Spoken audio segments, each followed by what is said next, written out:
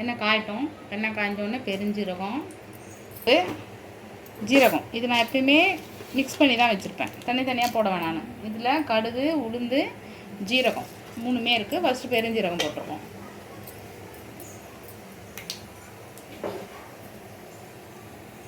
நல்லா பெருஞ்சீரகம், கடுகு எல்லாம் பொரியுது. பொரிஞ்சோடனே வெங்காயத்தை பொடியாக நறுக்கி வச்சுருக்கேன். 3 வெங்காயம் நறுக்கி வச்சுருக்கேன். 3 வெங்காயத்தையும் போடுவோம். நல்லா பொடியாக நறுக்குனிங்கன்னா சீக்கிரமாக வதங்கிடும். வதங்கினோடனே இஞ்சி பூண்டு பேஸ்ட் நசுக்கி தான் வச்சுருக்கேன். நான் போட்டுட்டேன். என்கிட்ட அரைச்ச பேஸ்ட்டு தீந்துச்சு. உங்கள்கிட்ட பேஸ்ட் இருந்தால் இப்போ நல்லா இஞ்சி பூண்டோட ராஸ்மல் நல்லா போயிடுச்சுனால தக்காளி, ஒரே ஒரு தக்காளி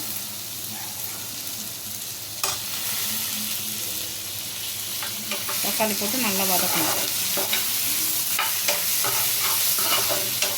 மஞ்சள்தூள் போடணும். மஞ்சள்தூள் போட்டுட்டு உப்பு போடுங்க. உப்பு போட்டிங்கன்னா சீக்கிரமாக தக்காளி வதங்கும். மஞ்சள்தூள் போட்டாச்சா? மஞ்சள்தூள் போட்டு நல்லா தக்காளி வதங்கணும்.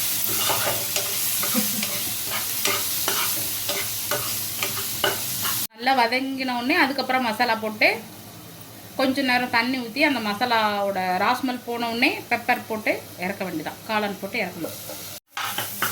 ஓகேவா? இப்போ நல்லா வதங்கிடுச்சு. கலரும் சேஞ்ச் ஆகிடுச்சு.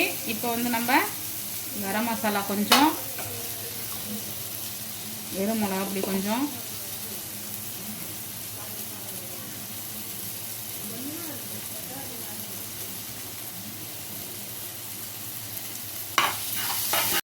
குழம்பு மிளகாத்தூள் கொஞ்சம், அதாவது உங்களோட காரத்துக்கு தகுந்த மாதிரி போட்டுக்கோங்க. எங்கள் வீட்டு காரத்துக்கு தகுந்த மாதிரி நான் போட்டுப்பேன். போட்டுட்டு நல்லா மிக்ஸ் பண்ணுங்க. மிக்ஸ் பண்ணிவிட்டு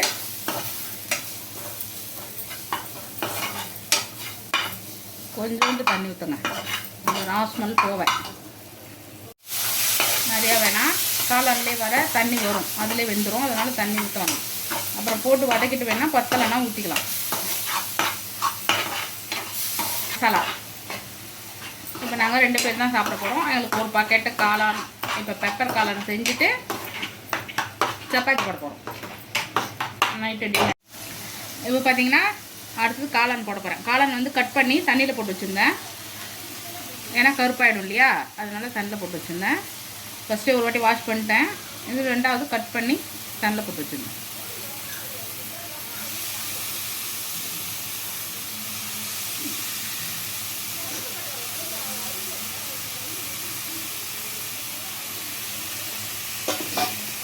போட்டுட்டு நல்லா கிண்டுங்க. காளான் பொறுத்தவரைக்கும் தண்ணி ஊற்ற தேவையில்ல. ஏன்னா இதுவே கொஞ்சம் தண்ணியாகவே வரும். இதுலேருந்து வேணும்னா நம்மளுக்கு மசாலா வேணும், கொஞ்சம் லைட்டாக கிரேவி மாதிரி வேணும்னா ஊற்றலாம். இல்லை எனக்கு வேணாம், எனக்கு இதுவே போதும்னா இதை மூடி வச்சிங்கனாலே வெந்துடும். நம்ம திரும்ப போட வேண்டிய அவசியம் கிடையாது. இந்த இதில் உப்பு கரெக்டாக இருக்கான்னு பார்த்துக்கோங்க. அப்போ தான் நம்மளுக்கு காளானில் ஏறும். மசாலா ஏறும்போது கரெக்டாக இருக்கும். பெப்பர் காளான் ரெடி. இப்போ நம்ம ரொட்டி சுட்டு சப்பாத்தி, கோதுமை பரோட்டா போட்டு தொட்டுட்டு சாப்பிட வேண்டியதான். இல்லை எனக்கு இதை விட இன்னும் கொஞ்சம் ஜூஸியாக வேணும்னா கொஞ்சம் தண்ணி ஊற்றிக்கலாம். தண்ணி ஊற்றி ஒரு 2 நிமிஷம் சிம்மில் வச்சு ஆஃப் பண்ணிவிடுங்க. ரெடி ஆகிடும்.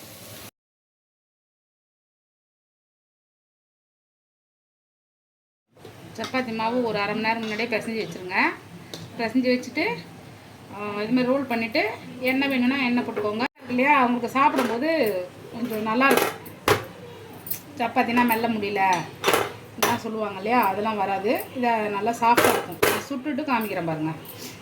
இப்போ இது இப்படியே இருக்கும். இங்கே பாருங்கள், நம்மளோட காளான் ரெடி. இப்போ லாஸ்ட்டு இறக்கும் போது என்ன செய்யணும், பெப்பர் போடணும். பெப்பரு, கொத்தமல்லி தழை நல்லா போடணும். பெப்பர் பாருங்கள், நான் ஃபஸ்ட்டே மிளகா பொடி, குழம்பு மிளகாத்தூள் எல்லாம் போட்டிருக்கேன். அதனால் காரம் கொஞ்சம் இருக்குது. அதனால் கொஞ்சமாக பெப்பர் போட்டு லாஸ்ட்டில் கொத்தமல்லி புதினா போட்டு, கொத்தமல்லி கருவேப்பிலை, புதினாவில் கருவேப்பிலை அங்கே ஏண்டா காமிக்கிற போட்டு நல்லா கொஞ்சம் நேரம் அப்படியே சிம்லே வைங்க. பெப்பரோட காரம் இதில் ஏறணும் இல்லையா, அதனால் சிம்லே வைங்க. வச்சுட்டு ஒரு 5 நிமிஷம் மூடி வச்சிங்கன்னா ரெடி ஆகிடும். 5 நிமிஷம் மூடி வைங்க. மூடி வச்சு கல் வச்சாச்சு, சூடாயிடுச்சு. இப்போ நம்ம பரோட்டா போடுறோம். ஊற்றுங்க. என்ன நெய் வந்து உடம்புக்கு நல்லது, அதிகமாக தான் சேர்த்துக்கக்கூடாது. தவிர நம்ம டெய்லியுமே நெய் சேர்த்துக்கிறது நல்லது தான். எண்ணெயோட நெய் நல்லது. நெய் வந்து முட்டிக்கெலாம் நல்லது. முட்டிங்க சொல்ல மாட்டாங்க, சப்பாத்தியான்னு கேட்க மாட்டாங்க. சப்பாத்தினா மெல்ல முடியல, கஷ்டமாக இருக்குது என்ன சொல்லுவாங்க இல்லையா, இது இனிமேல் சொல்ல மாட்டாங்க. இதேமாதிரி நீங்கள் செஞ்சு கொடுத்து பாருங்கள், சொல்ல மாட்டாங்க. இது அவ்வளோ சாஃப்டாக இருக்கும். இங்கே பாருங்கள், இது நல்லா அடுக்கடுக்காக வந்துச்சு பாருங்கள். இது வந்து எவ்வளோ சாஃப்ட் ஆகிடுச்சு பாருங்கள். இப்போ எங்கள் வீட்டுக்காரர் சாப்பிட்டுட்டு சொல்லுவார், பெப்பர் நல்லா இருக்கும்.